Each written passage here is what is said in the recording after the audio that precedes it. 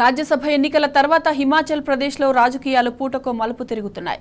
ఎమ్మెల్యేల క్రాస్ ఓటింగ్తో మైనారిటీల పడ్డ సుఖ్వీందర్ సింగ్ సుఖు సర్కార్ను గద్దెదించేందుకు బీజేపీ శరవేగంగా పావులు కదుపుతోంది. అయితే తమ ప్రభుత్వం అధికారాన్ని నిలబెట్టుకుంటుందంటున్నారు సీఎం సుఖు. ముఖ్యమంత్రి పదవికి రాజీనామా చేస్తారని వస్తున్న వార్తలను ఆయన ఖండించారు. ఎమ్మెల్యేతో సంప్రదింపులు జరుగుతున్నాయని, తప్పుడు వార్తలను విశ్వసించొద్దని చెప్పారు.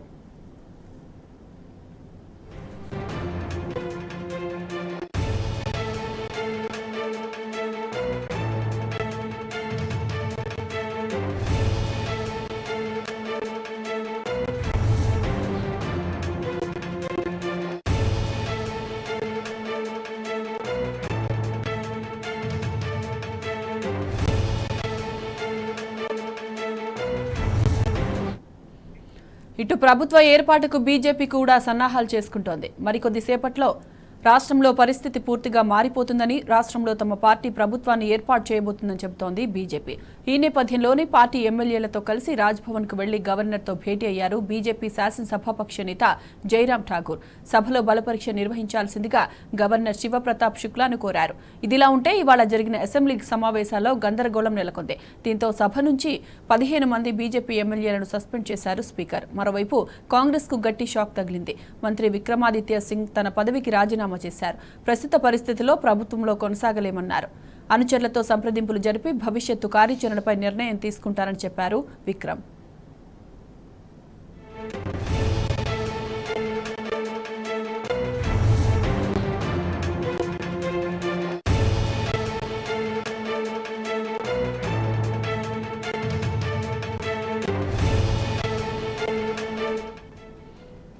కాగా హిమాచల్ అసెంబ్లీలో మొత్తం సభ్యుల సంఖ్య 68.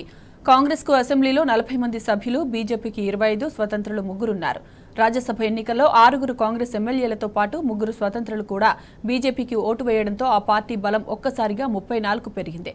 6 సభ్యులను కోల్పోవడంతో కాంగ్రెస్ బలం 34 తగ్గి మైనారిటీలో పడిపోయింది.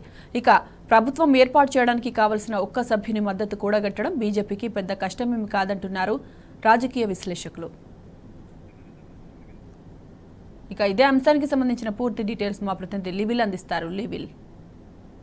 సాయిమాధవి, ఏదైతే నిన్న రాజ్యసభ ఎన్నికల వేళ హిమాచల్ ప్రదేశ్ లో ఒక ప్రకంపనలు వచ్చినాయని చెప్పుకోవచ్చు. హిమాచల్ కాంగ్రెస్ ప్రభుత్వము ఒక్కసారిగా ఆందోళన పడింది. అక్కడ కాంగ్రెస్ ప్రభుత్వము ఏదైతే నిన్న రాజ్యసభ ఎన్నికల సందర్భంగా క్రాస్ ఓటింగ్ జరిగిందని చెప్పేసి ఇప్పటికే నిర్ధారించుకున్నారో అందుకు అనుగుణంగానే ఇటు ఏదైతే బీజేపీ పార్టీకి సంబంధించిన అభ్యర్థికి కావచ్చు, అటు కాంగ్రెస్ పార్టీకి సంబంధించిన అభ్యర్థికి సరి 34 ఓట్లు పడగా ఇదంతా కూడా క్రాస్ ఓటింగ్ పడిందని చెప్పేసి కూడా వారు భావించారు. ఈ నేపథ్యంలోనే ఒక్కసారిగా అక్కడ ఒక ప్రకంపనలు అయితే లేచాయి. బీజేపీ కాంగ్రెస్ పార్టీ ప్రభుత్వాన్ని కూడగొడుతుందని చెప్పేసి చర్చ కొనసాగుతున్న తరుణంలో ఉటా అక్కడ ఒక్కసారి రాజకీయం అంతా వేడెక్కిన పరిస్థితి కనిపిస్తుంది. అంతేకాకుండా ఇటు కాంగ్రెస్ ప్రభుత్వాన్ని ఎట్టి పరిస్థితుల్లో ఉంచేయలేదని చెప్పేసి కూడా బీజేపీ పెద్దలు భావిస్తున్నట్లు తెలుస్తుంది. అందుకు అనుగుణంగానే అడుగులు రాజ్యసభ ఎన్నికల నేపథ్యంలో వేస్తున్నట్టు కూడా మనకు సమాచారం అందుతుంది. కొద్దిసేపటి క్రితమే సుక్ ఏదైతే హిమాచల్ ప్రదేశ్ కాంగ్రెస్ ప్రభుత్వానికి సంబంధించిన సీఎం ఉన్నాడో అతను కొద్దిసేపటి క్రితమే తన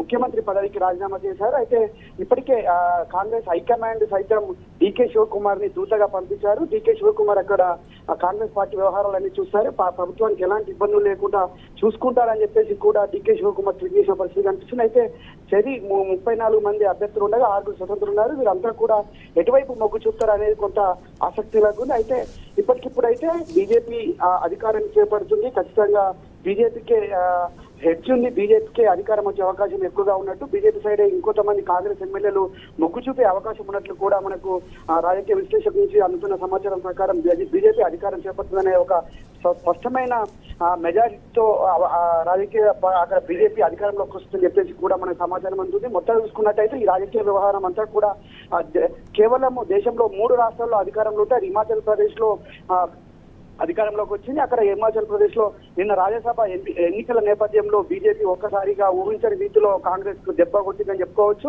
ఇవాళ హిమాచల్ ప్రదేశ్ లో ఏ విధంగా అయితే ఉందో మిగతా రాష్ట్రాలకు అదే తరహా రాజకీయం బీజేపీ చేయబోతుందనే ప్రచారం కూడా కొనసాగుతుంది. అయితే ఎట్టి పరిస్థితుల్లో బీజేపీ ప్రభుత్వమే హిమాచల్ ప్రదేశ్ లో అధికారాన్ని గట్టెక్కించుకుంటుందని చెప్పేసి కూడా ఊహాగానాలు అందుతున్నాయి. దానికి అనుగుణంగానే ఇవాళ హిమాచల్ ప్రదేశ్ లో జరిగిన తీరును చూస్తే అర్థమవుతుందని చెప్పేసి కూడా రాజకీయ విశ్లేషకులు చెప్తున్న పరిస్థితి కనిపిస్తుంది. సాయి మాధవి.